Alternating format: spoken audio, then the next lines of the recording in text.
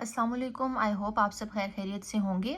So I am back again with some new important grammatical topics जो कि हम नाटी उर्दू सीसीएल से रिलेटेड इनको डिस्कस करेंगे।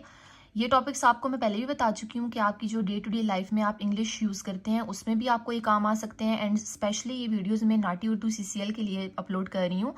सो आपको ये आपके नाटी के एग्ज़ाम में भी ये बहुत यूज़फुल एंड हेल्पफुल रहेंगे। मैं पहले भी अपनी प्रीवियस वीडियोस में कुछ ग्रामर से रिलेटेड टॉपिक्स जो है वो डिस्कस कर चुकी हूँ, जो कि बहुत बहुत इंपॉर्टेंट टॉपिक्स थे। आपने अगर वो वीडियोस नहीं देखी तो काइंडली आप मेरे यूट्यूब चैनल पे जाके आप वो वीडियोस देख सकते हैं। वहाँ पे मैंने should have and could have को काफ़ी डिटेल में डिस्कस किया है, और इस तरह की चीज़ें आपके जो नाटी का एग्ज़ाम होता है उसमें लाजमी आती हैं। सो काइंडली आप इन सब चीज़ों से रिलेटेड अपने जो कॉन्सेप्ट्स हैं वो क्लियर कर लें। So let's start. Difference between have to, will have to and had to.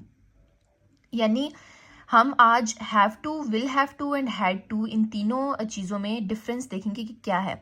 देखिए, हैव टू सिंपली आप जब कहते हैं कि फॉर एग्जांपल मुझे इंतज़ार करना है, आई हैव टू वेट, ठीक है, तो उसके लिए आप कहते हैं मुझे इंतज़ार करना है के लिए आई हैव टू वेट। लेकिन अगर आप यही चीज़ फ्यूचर में कहें कि मुझे इंतज़ार करना पड़ेगा, यानी आपको इंतज़ार करना भी है और साथ में आप फ्यूचर यानी विल को भी मेंशन कर रहे हैं, तो उस चीज़ को आप इस तरह कहेंगे, I will have to wait, मुझे इंतज़ार करना पड़ेगा।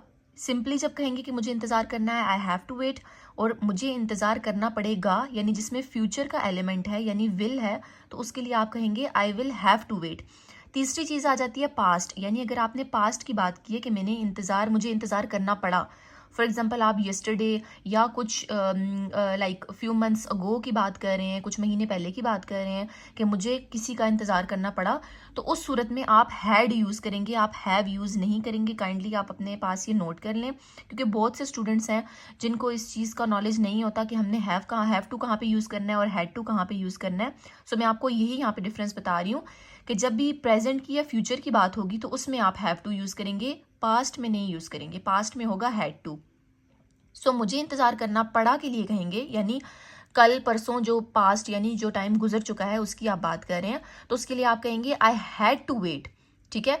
इसकी जगह आप कुछ भी कह सकते हैं कि मुझे खाना पड़ा। फॉर एग्जांपल आप किसी के घर गए हैं एज अ गेस्ट, ठीक है, वहाँ पे कोई डिश थी जो आपकी फेवरेट नहीं थी, ठीक है, आप उसको लाइक नहीं करते, लेकिन आप वहाँ पे शाय फील कर रहे थे, ठीक है, तो आपने वो खाई, आपको खानी पड़ी, हालांकि आप वो खाना नहीं चाह रहे थे लेकिन आपको वो खानी पड़ी।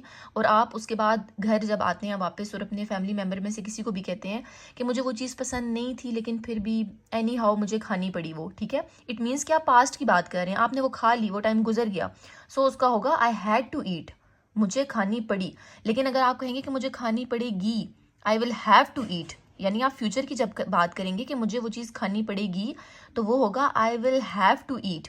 तो ये कुछ छोटा सा डिफरेंस था कि आपने हैड टू कहाँ पे यानी पास्ट में आपने यूज़ करना है, और विल हैव टू आपने फ्यूचर के लिए यूज़ करना है। ओके, इसके अलावा आप कोई भी एग्जाम्पल ले सकते हैं। फॉर एग्जाम्पल आप कहते हैं कि मुझे खेलना पड़ेगा, आपका दिल नहीं कर रहा इन केस, और आप कह रहे हैं कि फिर भी मुझे खेलना पड़ेगा फ्रेंड्स के साथ, सो आप कह सकते हैं I will have to play, ठीक है, I will have to play, मुझे खेलना पड़ेगा, यानी इन फ्यूचर, वो अभी थोड़ी देर बाद या कल परसों वट एवर, लेकिन वो फ्यूचर की बात हो रही है। और अगर आप कहेंगे कि मुझे खेलना पड़ा, यानी पास्ट की बात है, आप खेल चुके हैं और आप अपना पास्ट बता रहे हैं कि मेरा दिल नहीं कर रहा था लेकिन मुझे फिर भी खेलना पड़ा, सो आप कहेंगे आई हैड टू प्ले, मुझे खेलना पड़ा। कुछ भी आप कह सकते हैं, मुझे खाना बनाना पड़ेगा, I will have to cook the meal, और मुझे खाना बनाना पड़ा, I had to cook the meal, ठीक है, यानी पास्ट की बात है वो। कुछ भी कह सकते हैं इसके अलावा कि मुझे डॉक्यूमेंट्स भेजने पड़ेंगे, I will have to send the documents, और मुझे डॉक्यूमेंट्स भेजने पड़े, I had to send the documents. तो ये कुछ चीज़ें थी जो कि बहुत बहुत इंपॉर्टेंट थी, आपको पता होनी चाहिए। इसके अलावा अभी जो नेक्स्ट टॉपिक मैं आपसे डिस्कस करूंगी वो एक्टिव पैसिव से रिलेटेड है, वो भी बहुत इंपॉर्टेंट है। Okay, so the next topic is related to active passive, ठीक है। यहाँ पे हम एक्टिव पैसिव की बात करेंगे कि यानी एक ही बात को दो तरीकों से किस तरह किया जा सकता है। यहाँ पे देखें, एक बात के यानी दो तरीकों से हम एक बात को कहेंगे लेकिन उसका मतलब सेम ही होगा। फॉर एग्जाम्पल मैं कहती हूँ कि मैं जूसर वापस नहीं कर सकती, या कोई मेल है तो वो कहेगा कि मैं जूसर वापस नहीं कर सकता, और दूसरी तरफ वो कहता है कि जूसर वापस नहीं किया जा सकता। अब इस सेंटेंस में और इस सेंटेंस में कोई भी फर्क नहीं है, सिर्फ देखें, एक बात को दो तरह से कहने के तरीके हैं कि मैं जूसर वापस नहीं कर सकता, जूसर वापस नहीं किया जा सकता। यहाँ पे बस ये है कि यहाँ पे मैं मेंशन हुआ है, यानी जो पर्सन, जो फॉर एग्जांपल मैं हूँ, मैं एक पर्सन हूँ, मैं अपनी बात कर रही हूँ, तो मैंने यहाँ पे सिर्फ मैं मेंशन किया है, यहाँ पे मैंने मैं मेंशन नहीं किया। बाकी मीनिंग सेम है।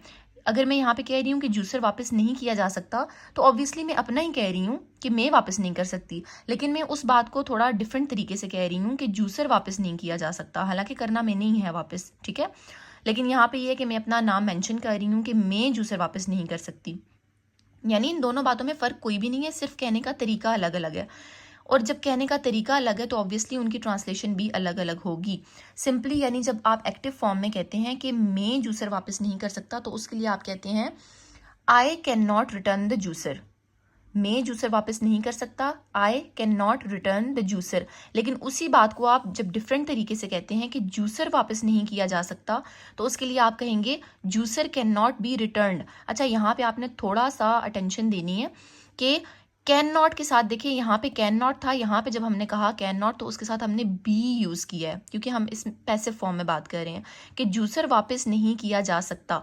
जूसर कैन नॉट बी, अब यहाँ पे रिटर्न्ड है, यानी जो फर्स्ट फॉर्म ऑफ वर्ब है यहाँ पे हमने यूज़ की है, लेकिन यहाँ पे हम वर्ब की थर्ड फॉर्म यूज़ करेंगे कैन नॉट बी के साथ।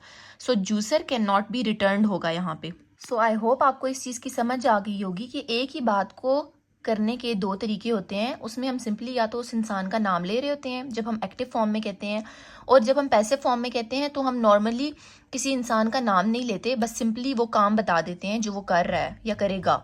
जैसे यहाँ पे मैंने कहा ना मैं जूसर वापस नहीं कर सकती, और दूसरी तरफ मैंने कह दिया है कि जूसर वापस नहीं किया जा सकता, यानी बातें दोनों सेम थी लेकिन कहने के तरीके अलग थे, तो उनकी ट्रांसलेशन भी अलग अलग होगी। I can not return the juicer, ये एक्टिव फॉर्म में होगा, और जब होगा कि जूसर वापस नहीं किया जा सकता उसके लिए होगा juicer can not B return.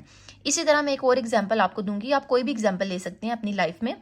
I can not send the documents, documents कहते हैं दस्तावेजात को, बहुत इंपॉर्टेंट वर्ड है ये, आपके नाटी उर्दू में आ सकता है किसी भी डायलॉग में, किसी भी सेगमेंट में, सो आप अपने पास नोट कर लें।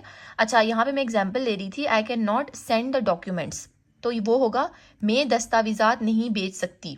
आप कोई भी चीज़ कह सकते हैं, फॉर एग्जांपल यहाँ पे कोई फाइल्स की बात हो रही है कि मैं आपको फाइल्स जो है वो नहीं सेंड कर सकती, नहीं भेज सकती, तो आप उसके लिए भी कह सकते हैं कि I can not send the files. इसी तरह देखिए यहाँ पे जब आपने कहा कि I can not send the documents, मैं दस्तावेजात नहीं भेज सकती, दूसरी तरफ आप वही बात कह रहे हैं कि दस्तावेजात नहीं भेजे जा सकते, यानी आप अपने बारे में ही कह रहे हैं कि आप नहीं भेज सकते, लेकिन आपके कहने का तरीका अलग है कि डॉक्यूमेंट्स नहीं भेजे जा सकते, यानी दस्तावेजात नहीं भेजे जा सकते। तो आप उसको जब पैसिव फॉर्म में आप उसको ट्रांसलेट करेंगे तो आप इस तरह कहेंगे documents can not be send. देखिए ऊपर भी इसी तरह सेम यही स्ट्रक्चर था, juicer can not B return, यहाँ पे documents can not be send. अब आप यहाँ पे भी गौर करें कि मैंने कैन नॉट बी के साथ सेंड नहीं लिखा, यहाँ पे मैंने सेंड लिखा था, यानी डी यूज़ किया था, लेकिन यहाँ पे third form of verb use हुई है सेंड, तो ये होगा documents can not be send.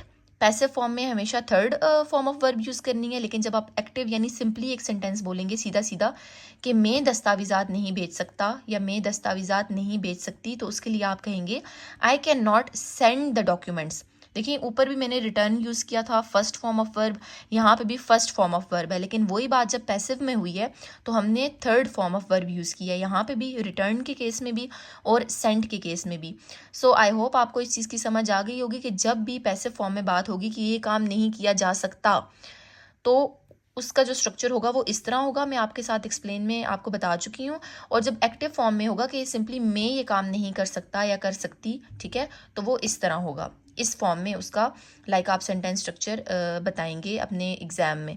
So kindly आप इन चीज़ों को गौर से सुने, समझें और अपने पास नोट करें। और इसके अलावा भी आप कोशिश करें कि अपनी लाइफ में जो आपकी एग्जांपल्स हैं उनको लें और डेली लाइफ में उनको आप प्रैक्टिकल आप उनको यूज़ करें, ताकि आपको इस चीज़ की समझ आए और आपके एग्ज़ाम में अगर वो सडनली वो चीज़ सामने आ जाए तो आप जो है वो लाइक एकदम में आप कंफ्यूज ना हो जाएं, आपको उस चीज़ के बारे में पहले से नॉलेज होगा तो आप एकदम में वो चीज़ ट्रांसलेट भी कर देंगे।